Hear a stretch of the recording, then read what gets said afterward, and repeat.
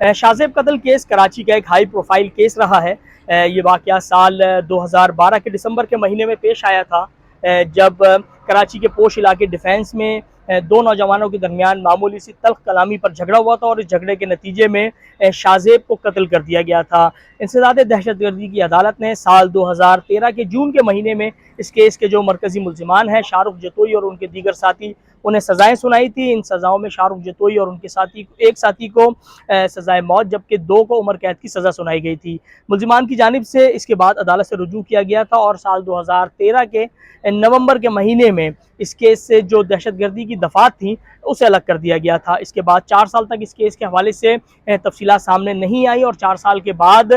سال 2017 میں مقتول شاہ زیب کے والدین اور شاہ رخ جتوئی کے جو والدین ہیں ان کے درمیان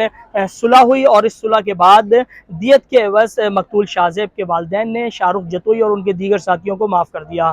جس کے بعد ملزمان نے عدالت سے رجوع کیا اور عدالت کو بتایا کہ اس کیس میں اب صلح ہو چکی ہے، دونوں فریقین ایک دوسرے کو معاف کر چکے ہیں، تو اس کیس میں جو ہے وہ جو گرفتار ملزمان ہیں انہیں رہا کیا جائے، جس کے بعد عدالت نے احکامات دیے کہ تمام تر ملزمان کو رہا کر دیا جائے۔ لیکن ایک بار پھر سے اس کیس کے بارے میں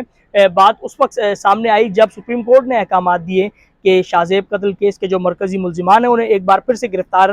کیا جائے، جس کے بعد پولیس نے تمام ملزمان کو گرفتار کیا، اور اس کے بعد یہ کیس کی جو صورتحال تھی وہ آگے رہی۔ سال 2019 میں اس کیس کے حوالے سے یہ بات دیکھنے میں آئی کہ جو سزائیں دی گئی تھی اس سزاؤں میں جو ہے وہ تبدیلی ہوئی، اور مرکزی ملزم شاہ رخ جتوئی اور ان کے ایک ساتھی جنہیں سزائے موت کی سزا دی گئی تھی اسے عمر قید میں تبدیل کیا گیا، اور اب سال 2022 میں سپریم کورٹ کی جانب سے یہ بات سامنے آئی ہے کہ ان تمام تر ملزمان کو